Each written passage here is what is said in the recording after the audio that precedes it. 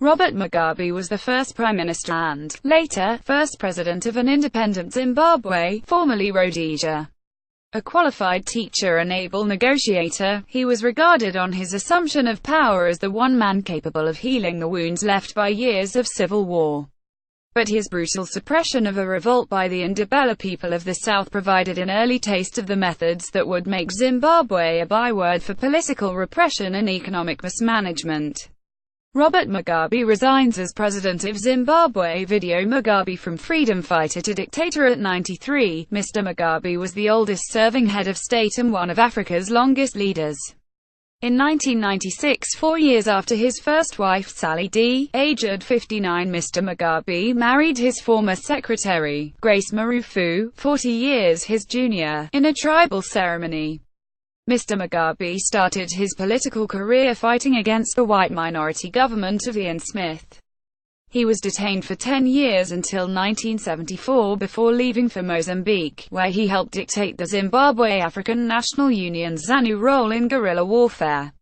Zimbabwe's next president, who is the crocodile image. Mr. Mugabe shakes hands with then Prime Minister Margaret Thatcher in 1980 when, in 1978, Mr. Smith bowed to external pressure and agreed to representative elections. They were won by the rival UANC, the only black party to have renounced violence.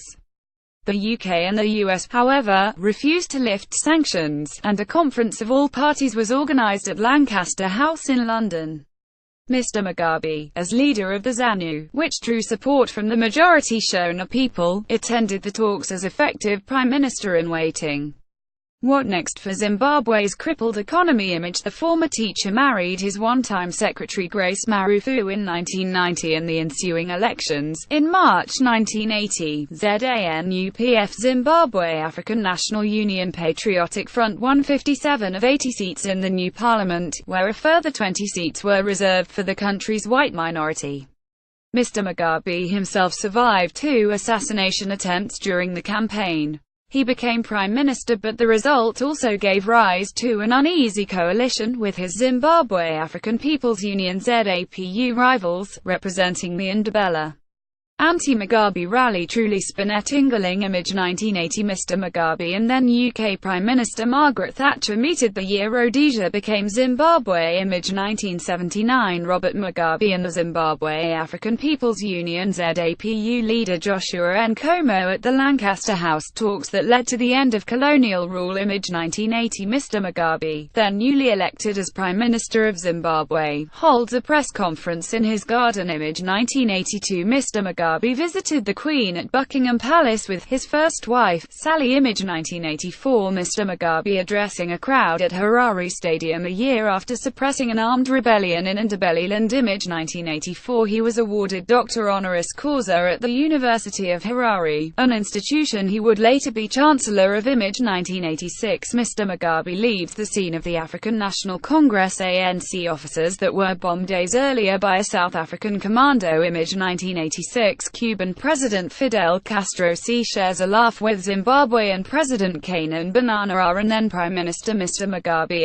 image 1988. Mr. Mugabe speaks to the press at the United Nations about the Africa Prize for Leadership image 1993. Chinese President Jiang Zemin welcomes Mr. Mugabe with a Chinese honor guard during a welcoming ceremony outside the Great Hall of the People in Beijing image 1996. Robert and Grace Mugabe married in a ceremony attended by 6,000 guests image. The couple became known for their outfits.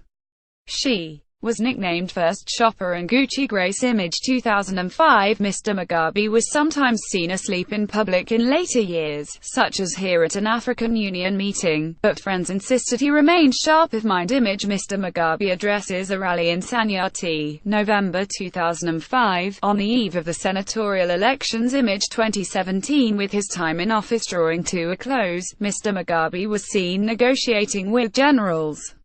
Pick Herald newspaper in 1983, he dismissed ZAPU's Joshua Nkomo from his cabinet, triggering an armed rebellion in Ndebeleland.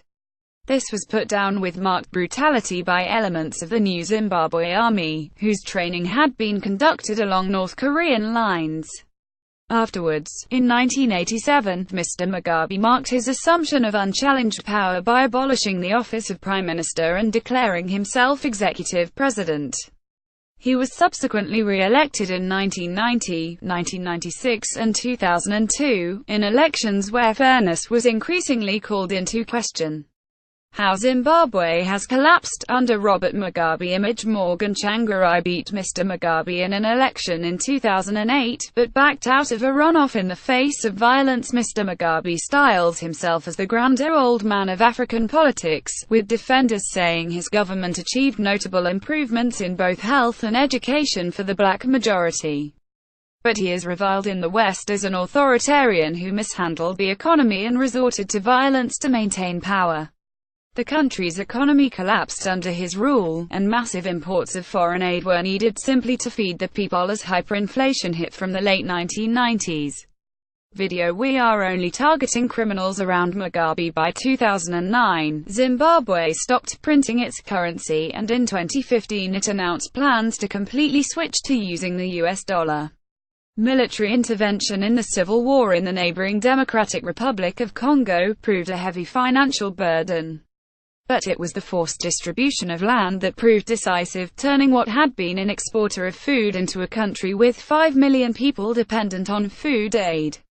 When Mr. Mugabe became prime minister, some 70% of arable land was owned by about 4,000 descendants of white settlers.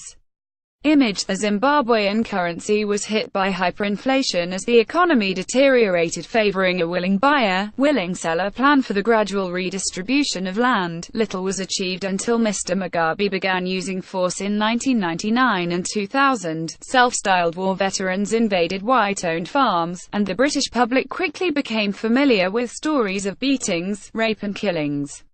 The farm invasions severely affected agricultural production, leaving much of the country's population lacking enough food to meet basic needs. Gucci Grace Mugabe, who is Zimbabwe's First Lady. Video: Gucci Grace, who is Zimbabwe's First Lady. In 2002, the Commonwealth suspended Zimbabwe's membership. When this was extended 18 months later, Mr. Mugabe pulled his country out. The US, meanwhile, had imposed sanctions of its own, saying the situation in Zimbabwe endangered the entire southern African region. In 2004, the African Union openly criticized Zimbabwe's open violation of human rights, citing the arrest and torture of lawyers, journalists and MPs. Sky Views: My Zimbabwe trip turned to torture. Image: War veterans arrived to seize control of Parklands Farm, west of Harare. In 2000, Mr. Mugabe has also been accused of using starvation as a conscious political weapon, by denying food aid to those areas supporting the opposition. He was initially defeated in the presidential vote in 2008, with Morgan Tsvangirai winning by 47.9% to 43.2%, but ahead of a runoff between the two as neither had secured 50% of the vote. A violent campaign against supporters of Mr. Tsvangirai saw scores killed and thousands displaced. Mr. Tsvangirai pulled out of the runoff, and Mr. Mugabe was re-inaugurated despite strong international condemnation of the election.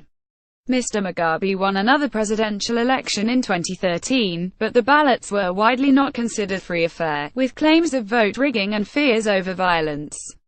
Zimbabwe, which has an unemployment rate of more than 90%, is due to hold elections next year, for which Mr. Mugabe had pledged to stand for office in again. Watch Robert Mugabe: End of the Dictator at 7:30 p.m. and 9:30 p.m. on Sky News.